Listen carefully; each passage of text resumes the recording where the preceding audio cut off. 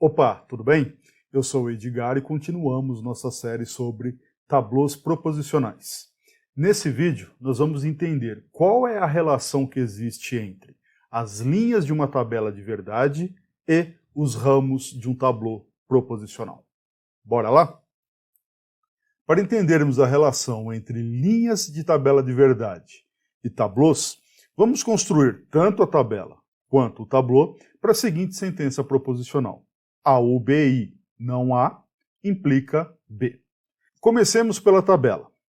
Temos uma tabelinha, precisamos dos componentes atômicos e cada uma das subfórmulas que nós queremos analisar, até que na última coluna nós temos a sentença em análise inteira. Vamos com cuidado atribuir o valor de verdade para cada uma das linhas em cada uma das colunas dessa tabela. Começamos com os atômicos, atribuindo todas as combinações possíveis para A e B. Temos as duas primeiras colunas. Uma disjunção ela é falsa apenas quando ambas as disjuntas são falsas. E deste modo, na terceira coluna, a última linha é falsa e todas as demais verdadeiras. Vamos analisar agora a subfórmula não A. Como queremos não A, olhamos para o A e invertemos os valores de verdade. Onde era verdadeiro se torna falso e onde era falso fica verdadeiro. Vamos agora analisar a conjunção da terceira com a quarta coluna. E para isso analisamos essas duas colunas e, claro, uma conjunção é verdadeira apenas quando ambas as conjuntas são verdadeiras. E com isso, a única linha verdadeira para a quinta coluna é a terceira. Enfim, estamos em condições de analisar a implicação. E para isso analisamos os valores de verdade do antecedente, ou seja, da quinta coluna, e do consequente, da segunda coluna. Lembre-se que uma implicação ela é falsa apenas quando o antecedente é verdadeiro e o consequente é falso. Mas isso não ocorre nessa tabela. Consequentemente, todas as linhas são verdadeiras. Nós temos que a sentença em análise, então, é uma tautologia pela tabela de verdade. Vamos agora construir um tablô para esta mesma sentença e eu vou reduzir aqui o tamanho da tabela de verdade para deixar ela no cantinho para a gente. O tablô, você se lembra, é construído a partir da fórmula ou da sentença que queremos analisar, atribuindo o valor de verdade f e analisando as condições de verdade que tornam esta sentença falsa. Ora, quando que uma implicação é falsa? Única e exclusivamente quando o antecedente é verdadeiro e o consequente falso. Se você não está muito familiarizado com as regras do tablô, não deixe de verificar esse vídeo especial em que nós tratamos das regras com bastante cuidado. Muito bem, então o antecedente A ou B e não A, ele deve ser verdadeiro e o consequente B, falso. Atribuímos os valores de verdade. Próximo passo, vamos analisar as sentenças não atômicas que ainda não foram analisadas. Observe que a última é falso B, não há mais nada que podemos fazer com ela. Mas a anterior sim pode ser analisada. E quais são as condições de verdade que tornam uma conjunção verdadeira? Exato. Ambas as conjuntas devem ser verdadeiras. E, portanto, nós devemos ter A ou B verdadeiro e não A verdadeiro. Agora, nós podemos analisar o não A. Quando que não A é verdadeiro? Quando A é falso. E, por fim, quando que uma disjunção é verdadeira? Quando alguma das disjuntas é verdadeira. Por isso que nós ramificamos. Porque para ser verdadeira a disjunção, basta que o A seja verdadeira ou que o B seja verdadeiro. Observe os ramos agora. Observe que o ramo da direita fecha, porque nós temos uma contradição. A sentença atômica A é atribuído tanto o valor verdade F quanto V, e o ramo da direita também fecha, porque a sentença atômica B é atribuído tanto o valor verdade V quanto F. Qual é a primeira correlação que nós encontramos entre tabelas de verdade e tablôs proposicionais? Quando todas as linhas para uma sentença em uma tabela de verdade são verdadeiras, todos os ramos do tablô estão fechados. Beleza? Vamos analisar mais um exemplo agora e começar a perceber algumas variações. Vamos considerar a seguinte sentença: A e B, ou C, implica B e C. Vamos começar construindo a tabela de verdade. Observe que temos agora 3 letras proposicionais e, consequentemente, a nossa tabela de verdade terá 2 elevado a 3, 8 linhas. Todas as combinações possíveis de valor de verdade para A, B e C são colocadas. Uma maneira organizada de fazê-lo é esta: atribui primeiro o valor de verdade V e depois F, alternando. E agora analisemos a conjunção de A e B. Como queremos A e B, vamos olhar para as 2 primeiras colunas. Quando que uma conjunção é verdadeira? Quando ambas as conjuntas são verdadeiras. Isto torna as 2 primeiras linhas da 4ª coluna verdadeira e todo o restante falso.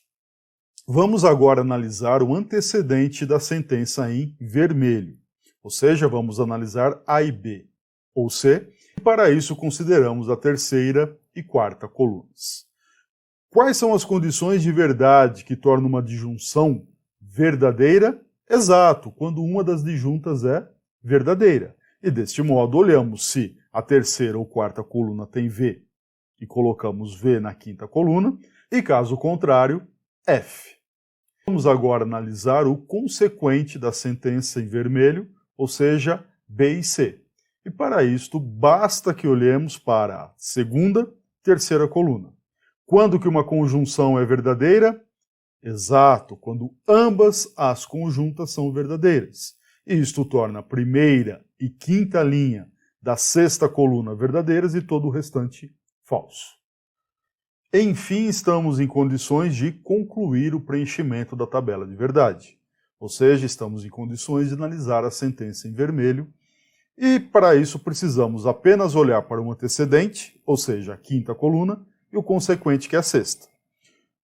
Quais são as condições mesmo que tornam uma implicação falsa? Uma implicação é falsa apenas quando o antecedente é verdadeiro e o consequente falso. Portanto, 2ª, 3ª e 7ª linhas são falsas e todas as demais verdadeiras. Muito bem, vamos deixar essa tabela de verdade quietinha ali no canto e vamos agora construir um tablô para esta mesma sentença. Começamos atribuindo o valor falso e decompondo nas condições de verdade. Uma implicação é falsa, C e somente C, o antecedente é verdadeiro e o consequente é falso. Para tornar mais claro ainda quem é o antecedente e o consequente, eu coloquei ali um parênteses, embora ele seja dispensável. Então, antecedente V, consequente falso. Vamos analisar agora a 2ª sentença. Uma disjunção é verdadeira quando uma das disjuntas é verdadeira, ou seja, ou o A e B é verdadeiro ou o C é verdadeiro. Observe que com o C não dá para fazer mais nada, mas podemos analisar as condições de verdade de A e B. Uma conjunção é verdadeira quando ambas são verdadeiras. Observemos agora a 3ª sentença. Como ela ocorre acima desta ramificação, a análise das condições de verdade da 3ª sentença tem que aparecer nos 2 ramos. E a gente sabe que uma conjunção é falsa quando uma das conjuntas é falsa. Portanto, ou B é falso ou C é falso em cada um dos ramos. Observe que não há mais sentenças atômicas e podemos agora analisar o fechamento do tablô. Observe que o ramo mais à esquerda fecha, porque há o valor verdade V e F para B. O ramo mais à direita também fecha, porque há o valor verdade F e V para C. Mas os 2 ramos centrais não fecham. São 2 ramos que ficam abertos. Vamos olhar com certo cuidado para os ramos que não fecharam, para os ramos que estão abertos. Observemos primeiro o 2º ramo da esquerda para a direita. Os valores atômicos de A, B e C são respectivamente V, V e F. Observe agora o terceiro ramo da esquerda para a direita, o outro ramo que não fechou. Os valores proposicionais neste ramo são falso para B e verdadeiro para C. Se nós observarmos agora esses valores atentamente, nós percebemos a seguinte correlação.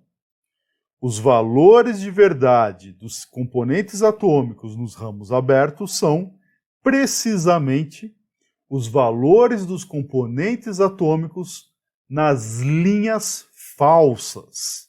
Observe que este realmente é o caso para este tablô e esta tabela.